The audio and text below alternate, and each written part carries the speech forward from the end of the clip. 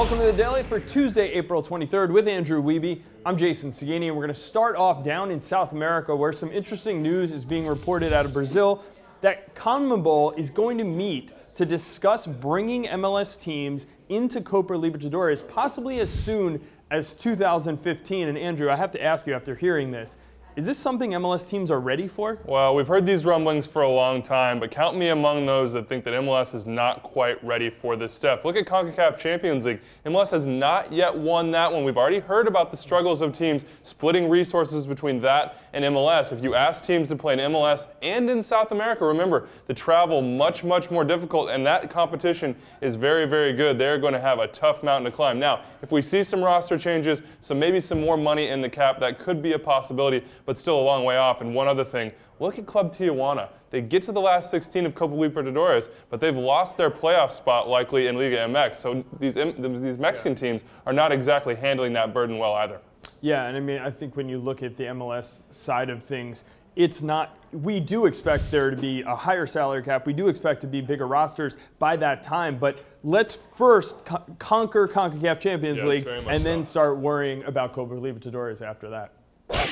All right, we're sticking with the South American theme, and now on to Juninho. Juninho getting an extra game, the Red Bulls Juninho, I should point out, getting an extra game for kicking the ball at Jimmy Nielsen. And I think the question really comes is, did he kind of get lucky maybe that he didn't get more games? Yeah, we saw those two little elbows that he threw in the lead up to that one, but here's the deal with the disciplinary committee. It has to be a universal vote on their part, and they also have to think that has to be a red card if the referee sees it. The assumption is that the referee sees those things and doesn't flag them. So apparently they did not think that that would elicit a red card. I tend to agree, probably not a universal play. He can count himself lucky to just miss that Toronto FC match. All right, and we'll see. The Red Bulls seem to benefit from him being out a game. We'll see what they can do this weekend as well. All right, easy segues on this daily. We go to Juninho's teammate Thierry Henry, who's at the top of this week's Castrol Index for his performance against the New England Revolution. Yeah, an easy #1 for Thierry Henry. Has the goal.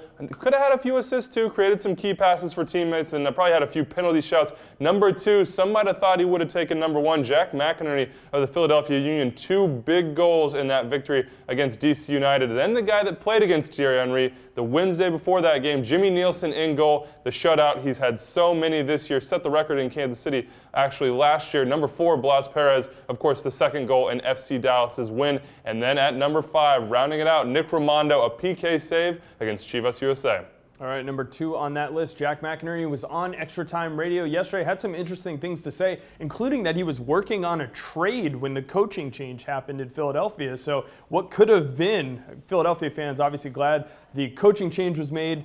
Jack Mack put into the lineup, and he's done well since then. One more thing I want to mention, speaking of these younger players, the U20 camp roster announced yesterday, and Andrew, a lot of MLSers on that roster. Yeah, very, very strong contingent. I mean, we talked about DeAndre Yedlin in this last camp not getting the call. He is there. I think that's something that everyone expected. Jose Villarreal led that U20 team in those CONCACAF championships. He is also there. Then you look at guys like Lopez in Kansas City and Will Trapp in Columbus, guys that'll be in that midfield mix. Sure, and I should also mention Julio Martinez of Chivas USA called into Mexico's U20 camp as well. That's all we have for the Daily today. Remember, Power Rankings come out later today. Also, you can vote on Save of the Week and Goal of the Week on MLSsoccer.com. We'll be back on the Daily tomorrow.